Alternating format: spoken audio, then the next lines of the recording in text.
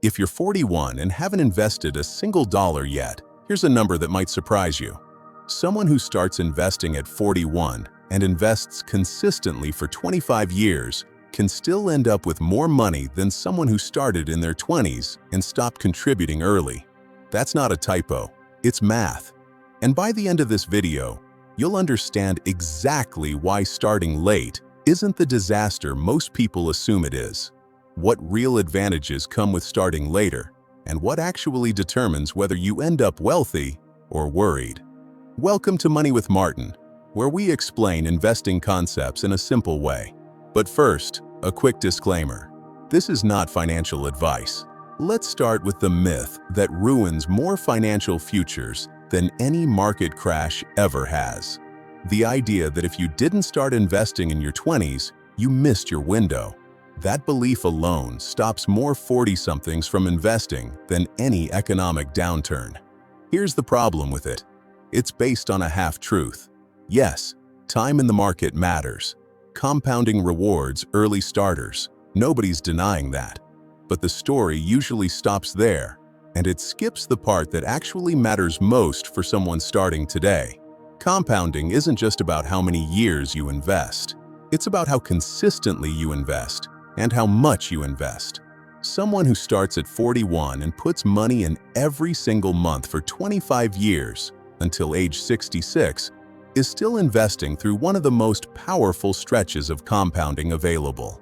25 years is not a short runway. It's long enough for the stock market's historical average returns to work in your favor multiple times over. Money invested at 41 that grows for 25 years can still multiply several times before you touch it. The myth treats your 20s as the only chapter that counts. It's not. Here's what actually causes people to end up behind financially. It's not the starting age, it's the gap years. Someone who invested in their 20s, then stopped for a decade because of a job loss, a divorce, or simply life getting in the way, often ends up with less than someone who started at 41 and never stopped. Consistency beats an early head start almost every time. That single fact should change how you think about your own timeline completely. Now let's talk about something nobody mentions when they're busy telling you you're behind. Starting at 41 comes with real advantages that a 22-year-old simply doesn't have. The first is income. Most people in their early 40s earn significantly more than they did in their 20s. That means the actual dollar amount going into investments each month is often much higher, even if the number of years is shorter. A smaller percentage of a larger income can outpace a larger percentage of a smaller one. The second advantage is clarity. In your 20s, you're guessing at your future. At 41, you already know your career trajectory, your family situation, and your monthly expenses. That clarity makes it far easier to commit to a real, sustainable investing plan instead of a vague intention you keep postponing. The third advantage, and this one surprises people, is discipline. Younger investors are statistically more likely to panic sell during downturns because they haven't lived through a full market cycle yet. People starting in their 40s often bring more patience to the table simply because they've already survived a recession, a job change, or a market dip in some other part of their financial life. That emotional steadiness is worth more than most people realize, because the biggest threat to long-term returns isn't the market, it's panic. None of this means starting earlier isn't better. It is. But better than an imaginary version of your past isn't the goal. Better than doing nothing starting today is the only comparison that actually matters. So what tools does someone starting at 41 actually have access to that a younger investor doesn't? The first is catch-up contributions. Once you turn 50, retirement accounts like a 401k or an IRA allow you to contribute more than the standard annual limit. That extra room exists specifically because lawmakers recognize that people often ramp up saving later in life. If you're 41 now, you're only a few years away from unlocking that extra space, and building the habit now means you'll be ready to use it the moment you qualify. The second tool is a clearer time horizon for risk. At 25, you're often investing blindly, not sure when you'll need the money or what your life will even look like in a decade. At 41, you usually know roughly when you'll retire. That clarity lets you build a much more intentional investment strategy. You can decide how much risk makes sense based on an actual number of years left, instead of a vague guess. Someone with a 25-year horizon can still afford meaningful exposure to growth investments like stock index funds, not just conservative, low-return options. The third tool is simply experience with money itself.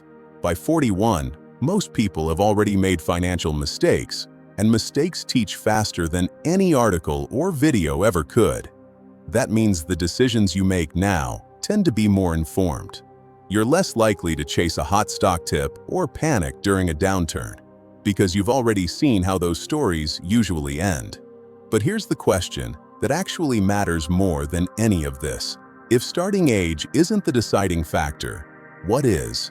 Researchers who study long-term investor behavior keep landing on the same answer. And it's not intelligence, income, or even market timing. It's consistency. Investors who automate their contributions and simply let the plan run, regardless of what the market is doing, dramatically outperform investors who try to time their entries or who stop and start based on how they feel about the economy that month. The data is almost boringly consistent on this point. The behavior matters more than the birth year. That means the real risk at 41 isn't that you started too late. It's the temptation to treat your late start as a reason to take reckless shortcuts. Chasing high-risk investments to catch up usually backfires because it turns a marathon into a gamble. The investors who actually build wealth after 40 aren't the ones who found a shortcut. They're the ones who simply kept showing up month after month for years without drama. So here's the real lesson if you're 41 and just getting started. The number that matters isn't how many years you missed. It's how many years you have left. And 25 years of consistent investing is more than enough time to build real, meaningful wealth. The myth said you missed your window. The math says the window is still wide open. And in some ways, you're walking through it with more income, more clarity, and more discipline than you had in your 20s. So the real question isn't whether you started too late. It's whether you're going to let that myth keep you on the sidelines for another year. Every month you wait is a month that clarity and discipline you now have can't work for you. The version of you at 66 either thanks the version of you right now or wonders why you waited even longer. If this helped you see your own timeline differently, hit subscribe. I'm covering more of these overlooked money truths every week, and you won't want to miss the next one.